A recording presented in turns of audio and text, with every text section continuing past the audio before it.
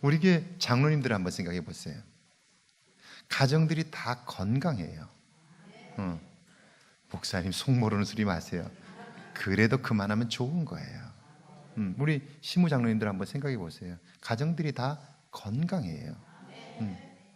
정말 제가 목회를 많이 해보지만 가정들이 건강하지 않아요. 그런데 우리 장로님들 부부를 제가 보면 찌그락찌그락 하는 분들이 계시긴 하지만 그러나 꼭 끝은 어떤지 아세요? 그래도 잘 때 보면 안 됐다고, 마음이 아프다고 그래요. 그 마음이 있는 거예요. 그러니까 좋은 거죠. 심지어는 저녁에 보니까 서로 건강해야 된다고 요즘은 탁구장에 계속 손을 붙잡고 오는지 모르겠는데 하여튼 계속 와서 같이 운동하시는 분들이 계시고 걷고, 그리고 정말 귀하게 여기면서 사는 장로님들이 계세요. 오늘 이 사회를 보신 우리 권사님 부부도 제가 보니까 굉장히 가정이 건강해요. 부인이 최고인 줄 알아. 근데 제가 보니까 그렇진 않은데 자기는 그렇게 믿고 살아. 제가 교인들의 이야기를 잘 듣습니다. 우리 기도한 유평조 안수 집사님, 여러분 잘 모르실 텐데, 무뚝뚝하게 보일 텐데, 제가 들은 소식에 의하면 오전에 아내와 함께 영화 구경을 하는 분입니다. 별로 기뻐하지 않는 분. 여러분, 함께 부부가 낮 시간에 영화를 볼 수 있다면 그 부부는 건강한 부부입니다. 불륜이 아니라면 말입니다. 건강한 부부인 거예요. 같이 영화를 볼 수 있다면 건강한 부부예요. 여러분, 저희 교회의 남자들이 대체로 이렇습니다. 그렇지 않은 분들도 제가 보니까 가끔 있긴 해. 근데 오늘 이 자리에는 없어요. 제가 보니까. 할렐루야. 자, 이 자리에 머물지 말고 우리 남성들이 또 새로운 성장이 있으면 좋겠습니다. 왜냐하면 성장하지 않으면 관계는 신선해질 수 없기 때문에 그래요. 몇 년 전 피로가 풀리지 않고 운전을 하면서 1시간 이상을 운전을 못하는 거예요. 졸음이 와서. 그래서 계속해서 왜 이렇게 피곤하지? 자고 일어나도 피곤이 풀리질 않아요. 그래서 뭔가 이상하다 싶어서 의사를 찾아갔습니다. 가서 진찰을 받았는데 의사가 당을 체크해요. 그러더니 당이 너무 높다고, 약을 먹어야 할 것 같다고. 그래서 약을 처방받았어요. 의사가 이렇게 얘기를 합니다. 목사님, 앞으로 간식은 없습니다. 1년에 3번만 간식을 허락하겠습니다. 그러면서 생일날, 추석날, 설날만 3번 간식하시고 이제 앞으로 간식은 없습니다 라고 이야기를 해요. 그러면서 제게 하신 말씀이 뭐냐면 식생활을 개선하라는 거예요. 지금까지 살아온 방식으로는 안 됩니다. 그러면 절대로 이 문제를 해결할 수 없습니다. 식생활을 새롭게 하지 않으면 건강의 문제는 해결이 안 됩니다 라고 말하면서 첫 번째, 음식물을 꼭꼭 씹어 드십시오. 빨리 삼키지 말고 적어도 20번 이상씩 음식을 씹으십시오. 충분히 씹고 삼키십시오. 두 번째, 천천히 드십시오. 너무 빨리 먹지 말고 천천히 식사를 하십시오. 세 번째는 야채 중심의 식단을 짜십시오. 고기 중심이 아니라 야채 중심으로 식단을 짜야 합니다. 그리고 짠 것과 매운 것을 멀리 하십시오 라고 말하면서 당이 유전이 아닌 이상 식사 습관을 바꾸지 않으면 어렵다는 거였어요. 제가 그 이야기를 들으면서 내 식생활을 개선하지 않으면 건강이 회복되지 않는다는 의사 선생님의 말을 오늘 신앙으로 받아들이면 내가 지금까지 살아왔던 방식을 버리고 새롭게 개선하지 않으면 지금 역사하시는 하나님을 경험하기 어렵다는 이야기로 제가 받았습니다. 삶에 있어서 태도가 중요하다면 신앙에 있어서도 태도는 중요하다는 것입니다. 그런데 안타깝게도 우리는 오늘을 어제와 똑같이 살면서 내일은 새로운 날이 될 거라고 생각을 합니다. 그것은 불가능합니다. 오늘 어제와 조금이라도 다른 삶을 살아야 내일 다른 삶을 경험할 수 있는 것입니다. 그러므로 오늘 내 삶 속에 조금이라도 새로운 것이 없다면 내일도 새로운 것은 없는 것입니다.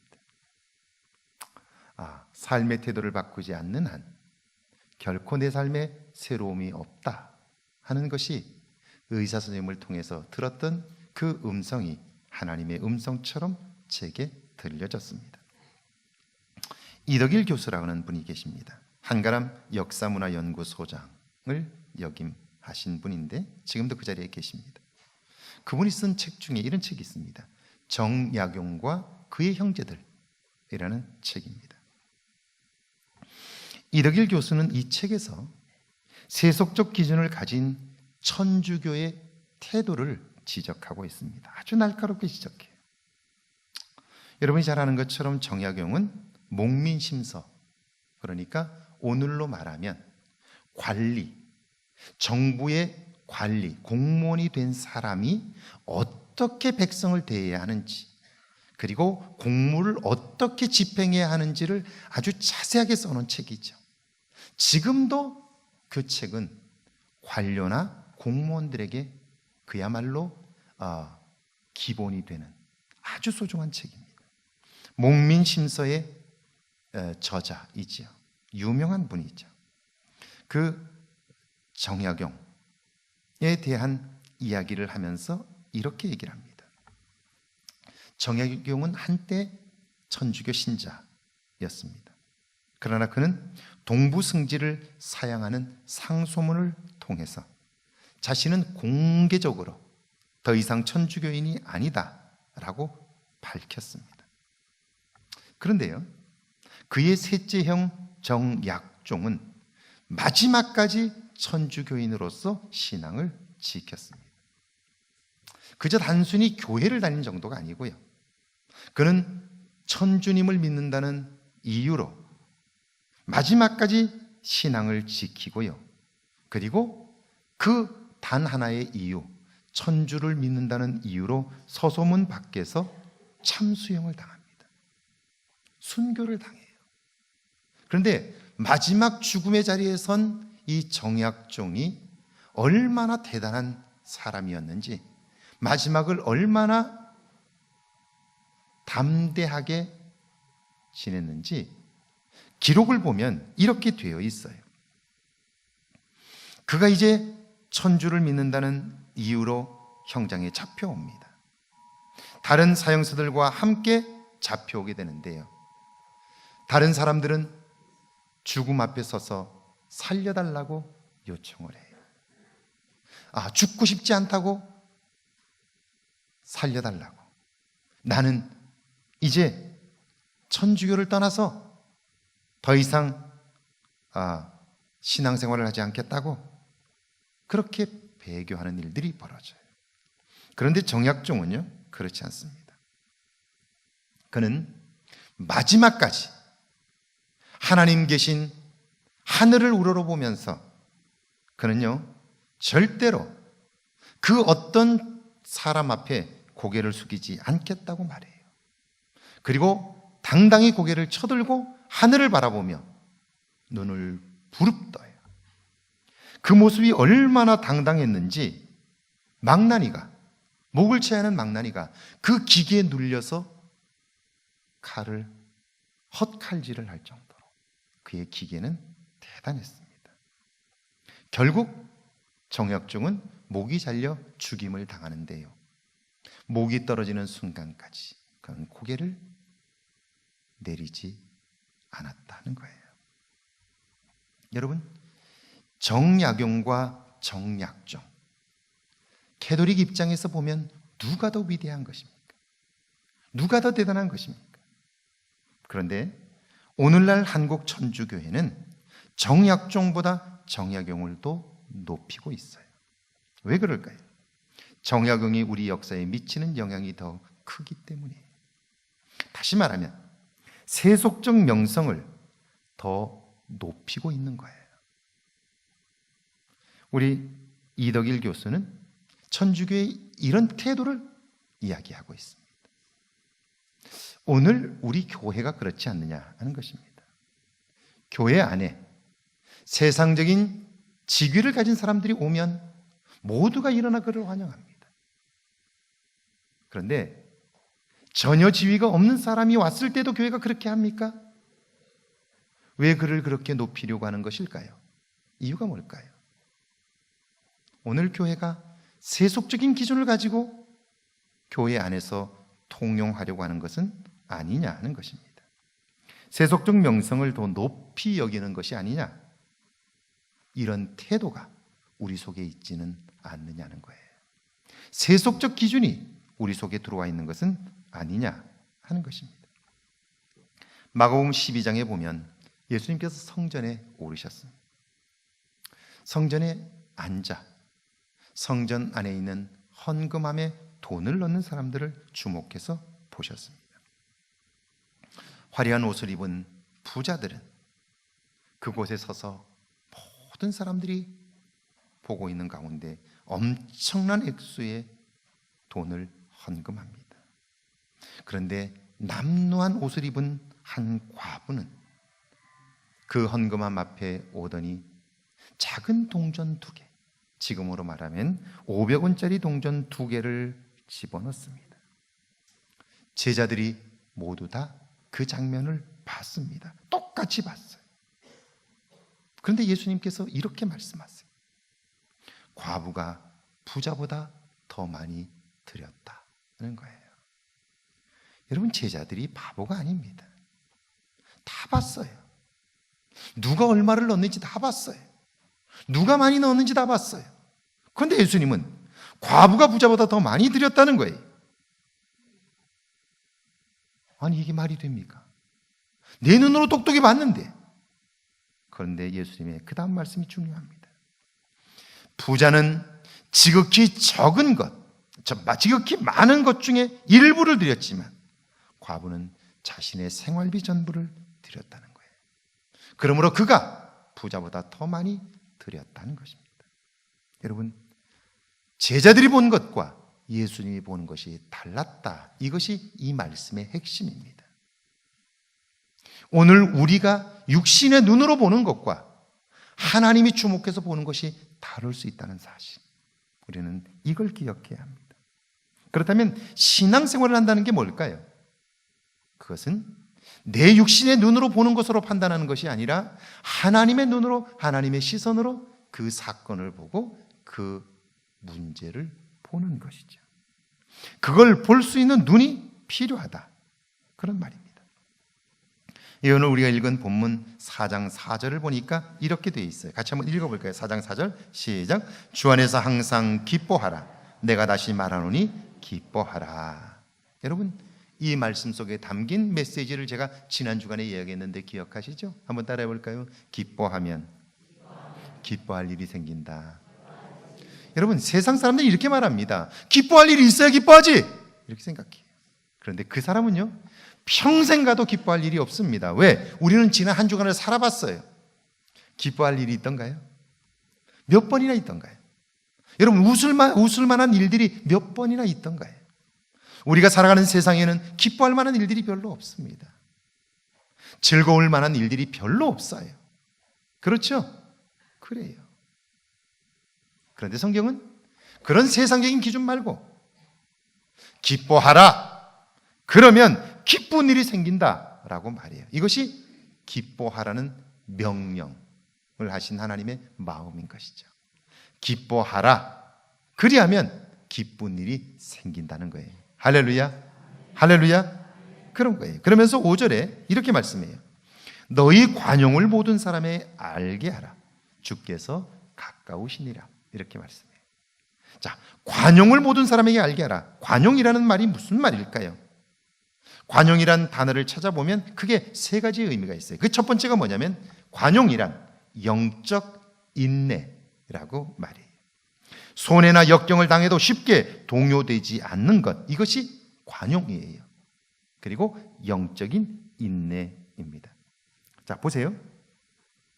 창세기 13장에 보면 아브라함이 조카 롯과 함께 와서 이제 그를 데리고 다녀요. 근데 아브라함은 참 굉장한 사람이에요. 조카 롯과 함께 있을 때 보통 사람들 같으면 조카 롯을 자기의 하수인으로 부려요. 짐승을 관리하는 자로 부려요. 그런데 아브라함은 그렇게 하지 않습니다. 아브라함은 철저히 자기 것은 자기 것으로 삼고 조카에게는 몫을 띄워줘서 너는 이것 가지고 네가 네 재산을 늘리라고 해요. 오늘날로 말하면 독립채산제입니다. 무엇이 쉬울까요? 무엇이 이익될까요? 내가 롯을 데리고 나왔으니까 롯을 나의 직원쯤으로, 나의 아랫사람으로 부리고 내 재산을 그에게 관리하게 하면 내가 더 이익을 많이 가져요. 그런데 아브라함은 그렇게 하지 않습니다. 가지고 있는 재산을 딱 나눠서 내 것과 조카 롯의 것을 나눠서 자기 재산을 관리하게 만듭니다. 그런데 이 둘이 다 재산이 많아졌어요. 그래서 이 아브라함의 목자들과 롯의 목자들 사이에 다툼이 생겼어요. 왜냐하면 짐승이 새끼를 낳는데 이놈들이 같이 있다 보니까 막 엉키잖아요. 네 것이다 내 것이다 가지고 싸움이 자꾸 생기는 거예요. 그러자 아브라함이 조카 롯을 부릅니다. 불러서 말합니다. 여기 이렇게 넓은 곳이 있으니 네가 왼쪽으로 가면 내가 오른쪽으로 가고 네가 오른쪽으로 가면 내가 왼쪽으로 갈 거야. 그렇게 말해요. 이제 자꾸 밑에 사람들이 다툼이 생기니까, 싸움이 생기니까 우리가 형제인데, 우리가 가족인데 더 이상 싸우면 안 되겠다. 서로 이제는 헤어지자. 명절에나 만나자. 그렇게 이야기를 합니다. 자, 그럼 한번 보세요. 롯이 아브라함 때문에 이만큼 살게 되었어요. 먹고 살게 되었어요. 그런데 롯이요, 딱 쳐다보니까 왼편과 오른편을 보니까 왼편에는 풀이 많고 물이 넉넉해요. 좋은 땅이야. 그런데 반대로 오른편은 조금 못 미치는 땅이에요. 그러면 여러분 같으면 어느 쪽을? 오른편, 왼편. 1번은 오른편, 2번은 왼편. 어느 쪽? 물론 우리 교인들은 전부 오른쪽을 택합니다. 왜? 아브라함이 좋은 곳을 차지해야 되니까. 아멘이시죠? 아멘을 잘 못하시네요. 돈에는 농담이 통하지 않나요? 그렇게 해야 할 것 같아요. 그런데 롯은요, 자기가 좋은 땅을 차지합니다. 그런데 아브라함은 두 번 다시 말하지 않아요. 그래, 네가 그 땅을 가져. 그리고는 자기는 상대적으로 좋지 않은 그 땅으로 갑니다. 이게 뭐죠? 이게 관용인 거예요. 뭐라고요? 이게 관용인 거예요. 영적 인내라고 하는 거예요. 그런데 여러분 아시죠? 그 밤에 성경을 보세요.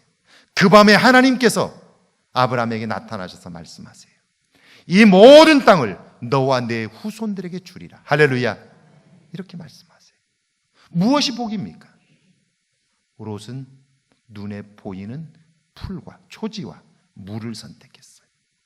그런데 그것만 보면 보이지 않는 것이 있어요. 그게 뭐죠?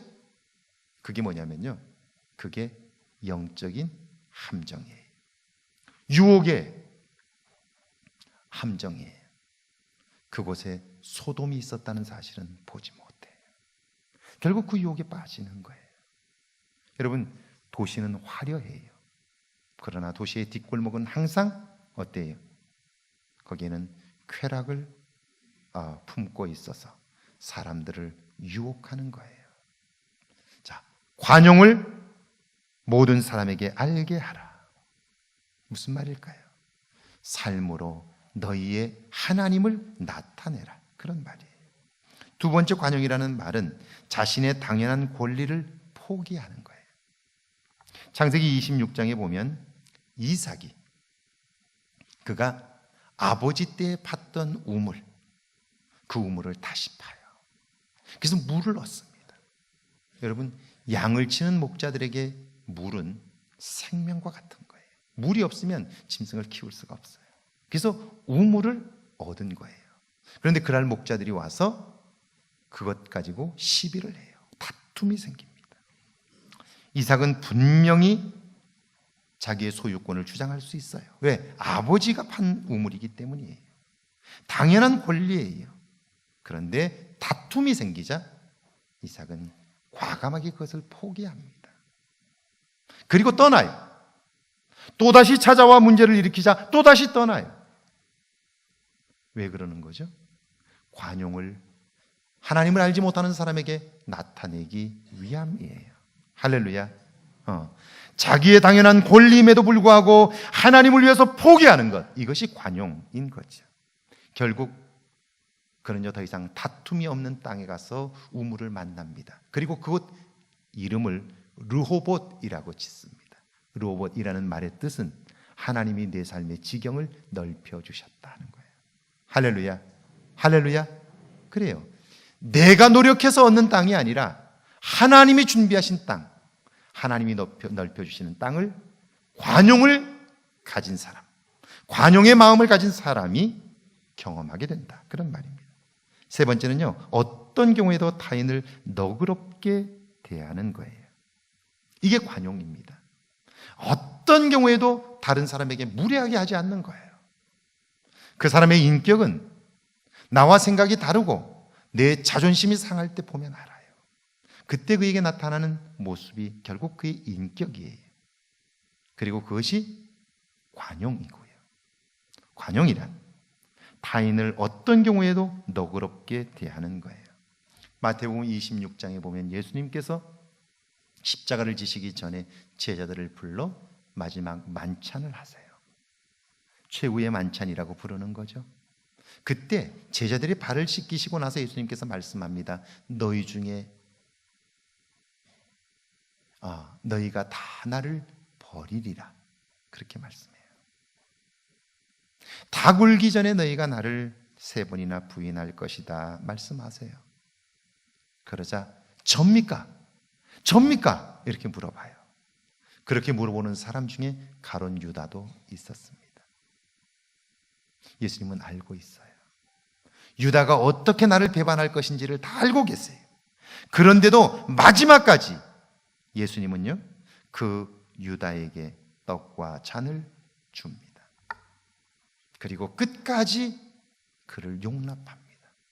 이게 뭘까요? 이게 관용인 거예요. 말씀합니다. 너의 관용을 모든 사람에게 알게 하라. 여러분, 이런 일이 어떻게 가능할까? 성경에 보니까 주께서 가까우시니라. 할렐루야. 주께서 가깝다. 종말론적인 삶을 살게 될 때 결국 우리는요, 가장 중요한 것, 내 삶의 중요한 것들이 아니라 가장 중요한 것을 선택하며 살 수 있게 되는 거예요. 작년 10월 30일 오후 4시 30분 우리는 한 젊은 배우의 죽음을 통해서 충격을 받았어요. 저도 충격을 받았어요. 그의 이름이 김주혁입니다. 배우 김무생 씨의 차남입니다. 그의 죽음이 사람들에게 엄청난 충격을 주었는데 이유가 뭐냐면 그의 나이가 그 당시 45살이었습니다. 한참 살만한 나이죠. 늙어서 죽은 게 아니에요. 45살. 이제 인생에 한참 살만한 때에 그는 교통사고로 죽음을 맞았습니다. 그걸 본 사람들이 충격을 받아요. 왜냐하면 저 나이면 한창 살아야 된다고 생각했는데 그런데 그가 갑자기 죽은 거예요. 그걸 보면서 나도 저런 사고를 당하여 죽을 수 있겠구나 생각하니까 그게 모든 사람들에게 충격이 되었던 거죠. 그뿐 아니라 김주혁은 그 당시에 이미 정상에 오른 사람이었어요. 배우로서 인기 절정기를 경험하고 있었고요. 영화와 드라마와 예능에서 모두 성공을 했어요. 그 고생했던 시간들을 뒤로하고 이제 막 인기와 영화를 다 한 손에 쥐고 있었던 사람이었어요. 그동안 고생해서 이제 정상에 올랐어요. 이제는 내가 가진 이 인기와 명예를 가지고 누리면 돼요. 그런데 정상에 섰다고 생각하는 그 순간 죽음을 맞은 거예요. 너무 안타까운 거예요. 오늘 인생이 그런 거 아닙니까? 그러니까 사람들이 그걸 보고 충격을 받은 거예요. 내가 열심히 살면 뭐하나? 죽으면 끝나는 건데 이런 생각을 하는 거예요. 도대체 열심히 산다는 게 뭐야? 그 생각을 한 거예요. 정상에 올랐던 저 사람도 갑자기 저렇게 죽는데 나라고 예외일 수 있을까? 이게 충격이 되었던 거죠. 그뿐 아니라 그에게는 결혼할 사람이 있었어요. 사랑하는 사람이 있었어요. 이제 결혼식을 앞두고 있었어요. 그런데 그 결혼을 경험하지 못하고 죽은 거죠. 그의 죽음을 통해서 사람들이 깨닫는 것이 있어요. 그게 뭘까요? 살아있는 가장 확실한 날은 내일이 아니라 오늘이라는 사실이죠. 내일은 내 시간이 아니에요. 오늘만이 가장 확실한 내 시간이죠. 그럼 어때요? 오늘의 최선을 다해야 하는 거죠. 결국 오늘의 최선을 다하고요. 그리고 잘 죽으려고 살아가는 사람, 그 사람에게 관용이 있는 거죠. 내일 내가 죽을 수도 있다면 우리는 다른 사람을 너그럽게 대할 수 있지 않겠어요?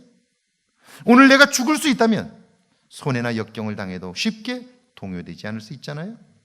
어떤 권리도 포기할 수 있지 않겠어요? 왜? 오늘이 마지막 날이라면. 이게 종말론적인 삶인 것이죠. 여러분, 잘 죽으려고 하는 사람의 특징들이 몇 가지 있어요. 6절과 7절인데요. 같이 한번 읽어볼까요? 6절과 7절 시작. 아무 일도 염려하지 말고 다만 모든 일에 기도와 간구로 너희 구할 것을 감사함으로 하나님께 아뢰라. 그리하면 모든 지각에 뛰어난 하나님의 평강이 그리스도 예수 안에서 너희 마음과 생각을 지키시리라. 아무것도 염려하지 말고, 여러분 이 말씀은 굉장히 중요해요.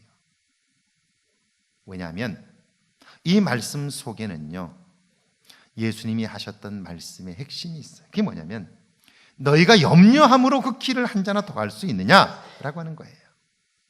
우리는 밤새도록 걱정을 해도 그 걱정이 그 문제에 영향을 전혀 미치지 못하는데도 불구하고 우리는 걱정하면서 살아요. 제가 아는 한 분이 계세요.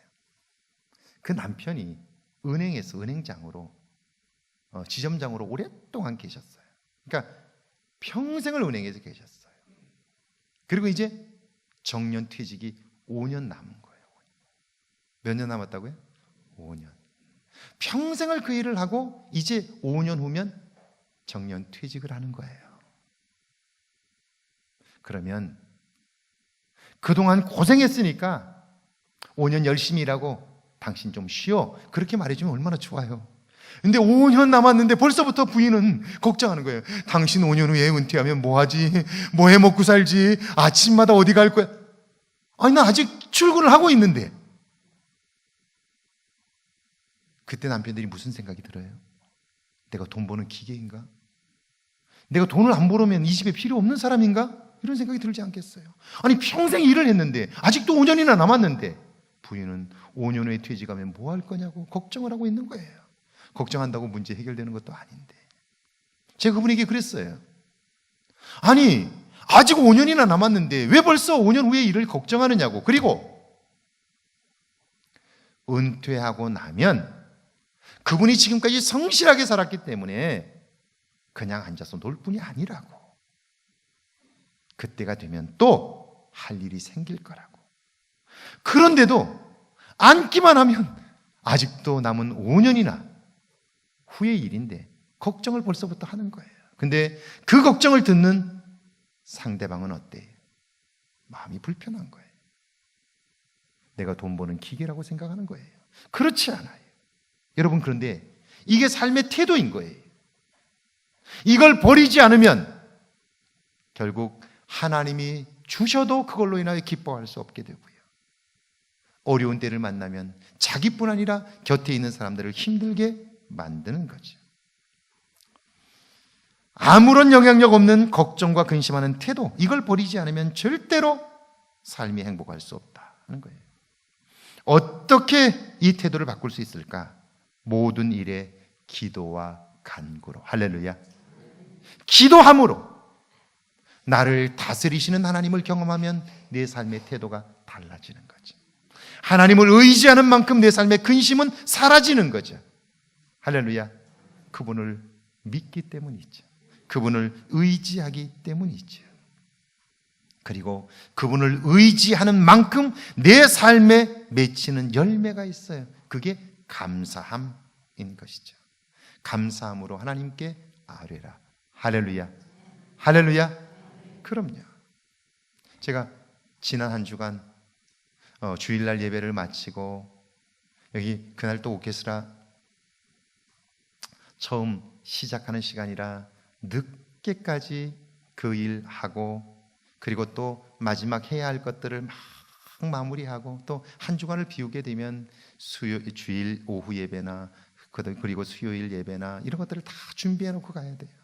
그러니까 늦게까지 있어서 밤에 올라갔는데, 올라가다가 잠시라도 좀 잠을 자야 되겠다 해서, 누가 원래는 인천쯤 가서 거기서 그냥 찜질방이라도 가서 몇 시간 자고 아침 7시 그 48분 비행기이기 때문에 3시간 전에는 가야 되잖아요.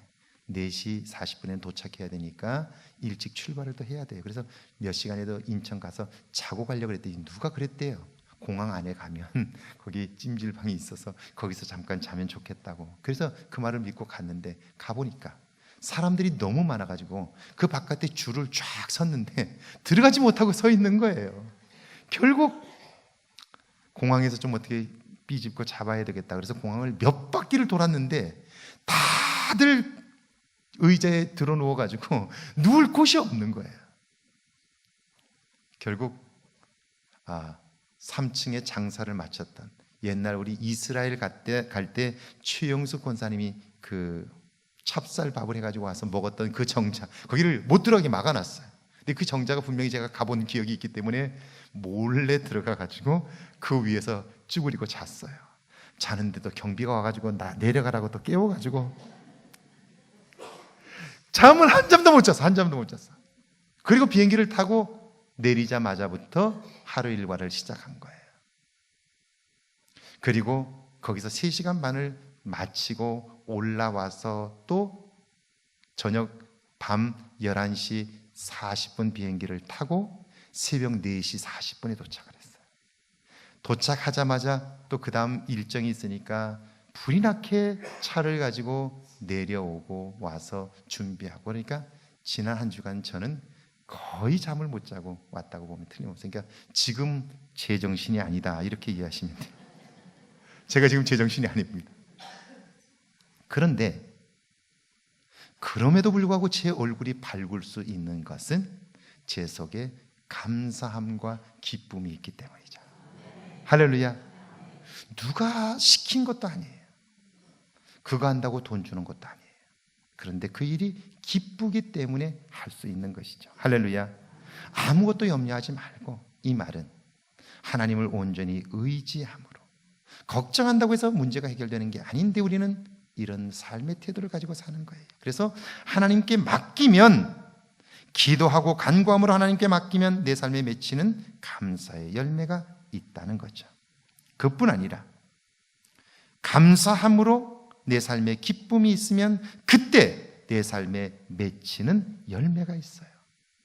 그게 뭘까요? 그것이 평강이라고 하는 거예요. 그리하면 모든 지각에 뛰어나신 하나님의 평강이 그리스도 예수 안에서 너희 마음과 생각을 지키시리라. 할렐루야. 할렐루야. 어떤 경우에도 관용을 보일 수 있어요. 왜냐하면 억울한 일을 당해도 내 마음속에 몰라서 그렇지 라고 생각하는 거예요. 그것 가지고 절대로 고민하지 않아요. 왜냐하면 몰라서 그러는데, 몰라서 그러니까요. 여러분, 어린아이가 여러분 엄마였던 때가 있죠? 지금도 엄마시죠? 아빠이던 때가 있잖아요. 처음 아이를 낳았을 때 보세요. 어떤가요? 아이가 똥 싸면 이게 어디서 여기서 똥 싸 이렇게 하나요? 똥 싸는 그 아이가 그렇게 예쁘잖아요. 뭐 똥의 색깔이 좋다고 또. 이게 사랑의 눈을 가지면 이렇게 되는 거예요. 우리가 하나님을 신뢰하는 만큼 우리는 그분으로 인하여 내 속에 기쁨과 그리고 감사함이 있게 되고요. 감사함의 열매가 있는 만큼 우리의 삶에는 평강이 자리하게 되는 거예요. 할렐루야. 자, 이제 평강의 삶을 살기를 원하는 사람이 마음에 담고 추구해야 할 것들이 8절과 9절에 있어요. 같이 한번 읽어볼게요. 8절과 9절 함께 했습니다. 시작. 끝으로 형제들아, 무엇이든지 뭐라고요? 참되며, 참된 것을 추구해야 돼요. 참된 것을 추구해야 돼요. 어제 우리 지역의 시의원에 입후보한 우리 한 분이 저를 찾아왔어요. 그래서 저와 상담을 했어요. 제가 그분에게 이런 얘기를 해줬어요. 열심히 하십시오. 최선을 다하십시오. 대신 이것은 꼭 기억하십시오. 내가 그 자리에 들어갔을 때에 그 자리는 오랫동안 내려왔던 관습이라고 하는 것이 있습니다. 내가 만약 그곳에 들어가서 지금까지 선배들이 했던 대로 그대로 하면 결국 현지에 있는 유권자들과 지역 사람들의 정서가 당신을 버릴 것입니다. 왜냐하면요, 지역 민심과 세상은 바뀌었는데 그 속에 있는 사람들은 바뀌지 않았어요. 그 전에 했던 방식대로 그대로 하는 거예요. 아마 이제 이번 선거를 통해서 이전까지 선택을 받았던 사람들 중에 떨어지는 사람들이 있을 거예요. 그들은 이렇게 생각할 거예요. 나는 지금까지 당선된 이후에 계속해서 똑같이 했어. 주민들에게도 똑같이 했어. 그런데 왜 사람들이 나를 버렸을까? 그 사람이 모르는 게 있어요. 그 속에서 내려오던 방식대로 살아온 것은 변하지 않아요. 변해도 천천히 변해요. 그런데 주민들의 의식과 세상은 너무나 빨리 변해요. 자기가 발을 딛고 있는 것과 주민들의 생각 차이가 너무나 점점 괴리감이 생기는 거예요. 그런데 이 사람은 이런 변화를 읽어내지 못했던 거예요. 제가 그분에게 이렇게 얘기했어요. 이번 선거를 준비하면서 주민들의 의식과 삶의 변화들을 점검하십시오. 그리고 그 변화를 가지고 들어가서 다른 사람들이 뭐라고 하든 매일매일의 삶 속에 주민들의 변화된 의식을 가지고 조금씩 바꾸어 가십시오. 새롭게 사십시오. 그러지 않으면 또 다음번에 그 사람들은 당신을 버릴 수 있을 것입니다. 보세요. 목사 역시 목회를 하다 보면 타성에 젖을 수 있습니다. 그것은 쉬운 일이에요. 내가 노력하지 않으면 타성에 젖어요. 그래서 매일매일 기도하고 노력하지 않으면, 그러면요, 제가 변하지 않는다는 사실을 여러분이 제일 먼저 알아요. 여러분이 제일 먼저 알고, 여러분이 제일 먼저 알면 결국 목회에 어때요? 목회의 생명력은 없게 되는 거예요. 참된 것을 바라는 거예요. 그 다음은요, 경건하며, 그 다음은요, 오르며, 정결하며, 사랑받을 만하며. 제가 이런 얘기를 했어요. 그리스도인이 세상 사람과 다른 것이 뭘까? 그리스도인은 매력적인 사람인 거예요. 세상 속에서 그리스도인은 멋진 사람인 거예요. 왜냐하면 생각하는 것이 다르기 때문에. 할렐루야. 저는 우리 교회가 이런 매력적인 사람들로 가득하면 좋겠어요. 덕을 세우며 칭찬받을 만한 것을 생각하라는 거예요. 그러면서 예수님이 말씀합니다. 이렇게 말씀하세요. 내게 배우고 받고 듣고 본 바를 행하라. 그러면 평강의 하나님이 우리와 함께 하심이라. 할렐루야. 예수님께서 하셨던 그 말씀을 사도 바울이 그대로 하고 있어요. 내게 배우고 받고 듣고 본 바를 행하라. 여러분이 누군가에게 이렇게 말할 수 있으면 좋겠어요. 내게 와서 배우라. 내가 말하는 것을 그대로 받고 네가 들은 것을 그대로 행하라. 그러면 평강의 하나님이 너와 함께 하심이라. 할렐루야. 우리 남신도들에게 이런 평강이 있기를 바랍니다. 우리 교인들에게 이런 평강이 있기를 바랍니다. 오늘 이 시대, 모두가 불안해하는 이 시대에 그리스도인들, 그리스도 안에서 평강이 있기를 주의 이름으로 축원합니다.